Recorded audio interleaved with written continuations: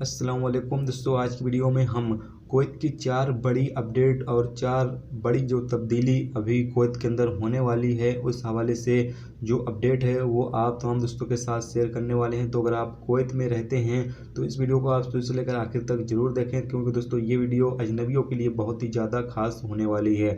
और कर्फ्यू कब तक ख़त्म होगा इस हवाले से भी अपडेट जो है वो जारी की गई है। तो तमाम तरह की यहाँ पर डिटेल जो है वो आप तमाम दोस्तों के साथ शेयर करने वाले हैं। तो अगर आप कुवैत में रहते हैं और कुवैत के हालात से बाखबर रहना चाहते हैं तो इस वीडियो को आप शुरू से लेकर आखिर तक जरूर देखें। दोस्तों वीडियो पसंद आए लाइक और शेयर जरूर करें। बिस्मिल्लाह अर्रहमान अर्रहीम। بداية عيدكم مبارك وكل عام وانتم بخير. أسأل الله أن يعيد هذه المناسبة علينا بظروف أفضل.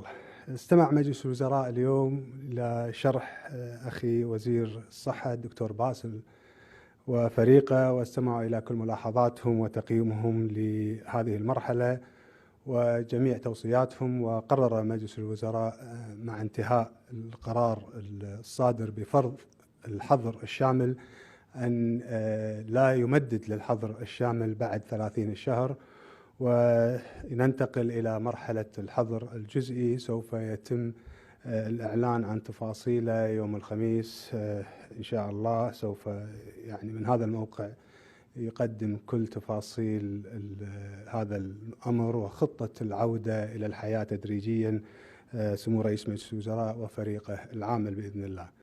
दोस्तों जैसा कि अभी आप तमाम दोस्तों ने वीडियो देखा, तो पहली अपडेट यही है कि कुवैत के अंदर 30 मई से कर्फ्यू जो है वो आगे 24 घंटे का बढ़ाया नहीं जाएगा, बल्कि 30 मई के बाद 1 तारीख से जो कर्फ्यू है वो 24 घंटे का कुवैत में ख़त्म किया जा रहा है। इसमें बढ़ाने की अभी कोई भी उम्मीद नहीं है। अब इस कर्फ्यू को जो है वो ख़त्म किया जाएगा और नॉर्मल ज़िंदगी में धीरे धीरे वापसी की जाएगी। यहाँ पर मिनिस्ट्री ऑफ इंटीरियर के जो वजीर हैं उन्होंने कहा है कि कर्फ्यू जो है वो मुकम्मल तौर पर ख़त्म नहीं किया जाएगा, सिर्फ 24 घंटे का जो कर्फ्यू है वो ख़त्म किया जाएगा।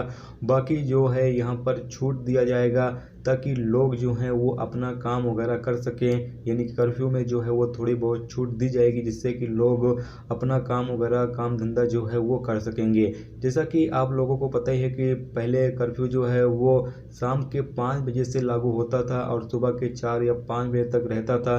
तो इसी तरीके से जो कर्फ्यू है वो मुमकिन जारी किया जाएगा। बाकी इस हवाले से अभी कोई भी डिटेल नहीं बताई गई है। डिटेल जो है वो जुमेरात को मिनिस्ट्री ऑफ इंटीरियर की तरफ से जारी की जाएगी। तो जैसे ही डिटेल आएगी तो वो आप तमाम दोस्तों के साथ जो है वो शेयर करेंगे। अगली अपडेट ये है कि कुवैत में तमाम तरह के जो होटल बड़े बड़े होटल मौजूद हैं उनको अब क्वारंटाइन में तब्दील किया जाएगा और यहाँ पर तमाम वर्करों को जो है वो रखा जाएगा और उन तमाम लोगों का कोरोना वायरस के हवाले से चेकअप वगैरह किया जाएगा और उनकी निगरानी की जाएगी। और इसके अलावा अगली जो अपडेट है वो ये है कि कुवैत में मस्जिद जो है वो कब तक खुलेगी।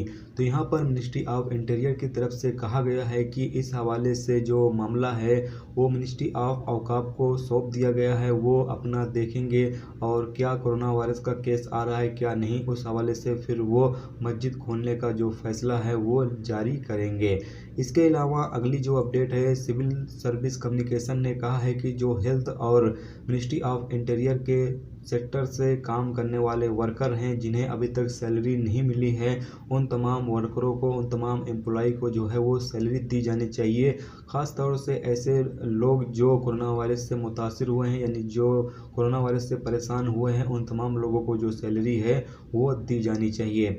जबकि आगे यहाँ पर यह भी कहा गया है कि जो कंपनियां हैं जिन कंपनियों में कोरोना वायरस के मरीज जो हैं वो पाए गए हैं, उन तमाम कंपनियों को अलग से एक रूम वगैरह जो है वो लेना पड़ेगा और अपने वर्करों को बाकायदा पूरी फैसिलिटी के साथ उनको हर तरीके से रखना पड़ेगा। यानी जो समाजी फासला है उन तमाम वसूलों को मद्देनज़र रखते हुए वर्करों को जो है वो अलग रिहाइश देनी होगी और उसका पूरा खर्चा जो है वो कंपनी उठाएगी। तो ये पूरा अपडेट है और ये पूरी तब्दीली है जो कुवैत में आने वाले दिनों में जो है वो आपको देखने को मिलेगी। तो उम्मीद करता हूँ दोस्तों ये वीडियो आपको पसंद आई होगी। पसंद आई है लाइक और शेयर जरूर करें। चैनल पर नए हो तो चैनल को सब्सक्राइब करके साथ में मिलकर आइकन को जरूर प्रेस कर दें, जिससे जब भी मैं कोई नई वीडियो डालूँ उसका नोटिफिकेशन आप तमाम दोस्तों को मिलता रहेगा। चलिए दोस्तों मिलते हैं नेक्स्ट वीडियो नेक्स्ट टॉपिक के साथ। जब तक रखिए अपना ख्याल, रखिए, खुदा हाफिज़।